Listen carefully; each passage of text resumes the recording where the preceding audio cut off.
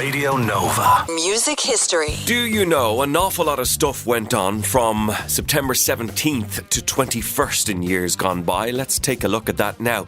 In 1978, the video for Queen's bicycle race was filmed at Wimbledon Stadium in the UK. 65 naked female professional models on bikes. The saddle was so uncomfortable. They were these narrow ones, you know, and they weren't padded or anything like that. It was hard saddle. At the time, it seemed okay to have girls riding around on bicycles with no clothes on. I don't know if I would make the same decision now.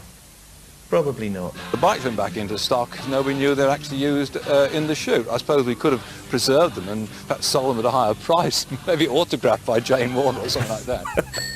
This week in 2000, this was sad. Paula Yates was found dead in bed from a suspected drug overdose.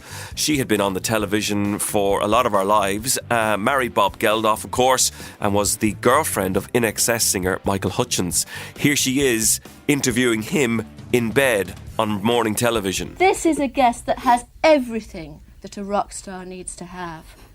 Danger, talent, curly hair, and Australian subtlety. And for the first time, this is a guest that I want to have my leg over. And it is. It's the fantastically talented Michael Hutchence. Hi. Hi. What are you, a big sex symbol or something? Hi. Good morning. Now, Michael, you've got your greatest hits album out at the moment. Yes, I do. And crikey, I really want to talk to you about that. I bet you do. She was absolutely the inspiration for Bridget Jones, wasn't she? This week in 1970, on September 18th, Jimi Hendrix, sadly pronounced dead in London. The Jimi Hendrix experience is over. The acid rock musician died today in a London hospital, apparently from an overdose of drugs. During his short career, Hendrix flailed his electric guitar into some of the most unusual sounds of an unusual music. At rock festivals, Hendrix was paid $50,000 for a single performance. His album sold in the millions. He should have been a millionaire. It's not known whether he saved his money, but it is known that today, Jimi Hendrix is dead. My goodness, there's a lot of sad and morbid but fascinating death news this week in music history. In 1973, Graham Parsons, formerly of the Byrds and the Flying Burrito Brothers, well, he died. Now, everyone was told it was down to heart failure, later then announced as a drugs overdose, but get this, his coffin stolen by his manager, Phil Kaufman, and taken out to the desert. Check this out. I'm sitting around the house playing shoulda. I should have been with him, I shouldn't have let him do this, I should have. So anyway, my girlfriend says, get off your ass and do it. So I did.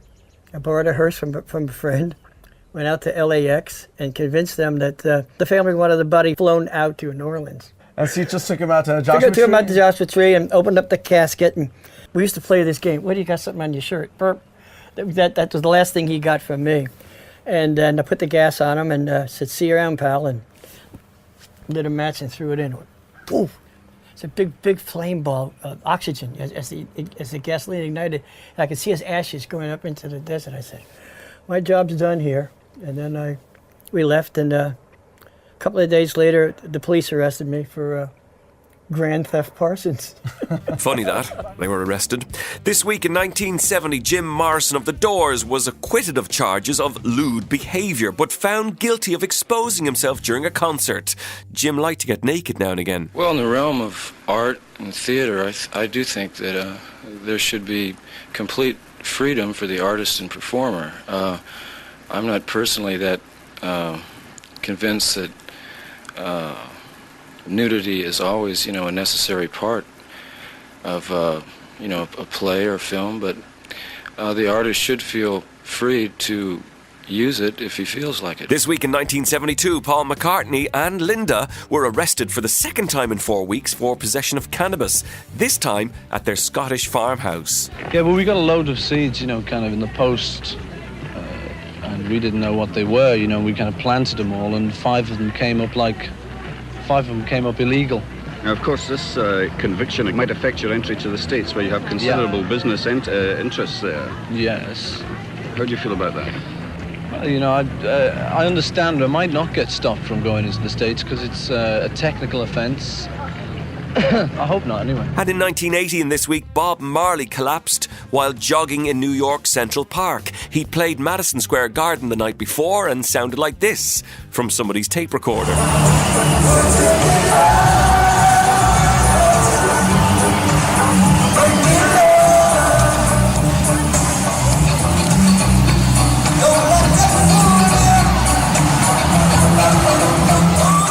And finally this week, it was Liam Gallagher's birthday. He turned all of 46. Here's a selfie birthday special from Liam posted on his birthday last year. I don't care what time it is, 'cause I'm not going home. I'm not going home. I'm not going home. I don't care what time it is, 'cause I'm not going home, 'cause I'm having a wonderful time. Yeah. The man who took the swagger to a whole new level. And that is a look back at the week in music history. And don't forget, we've got a podcast of this. If you'd like to subscribe, go to wherever you get your podcasts from. This Week in Music History with Marty Miller. Do a search for that. And bingo, there you go.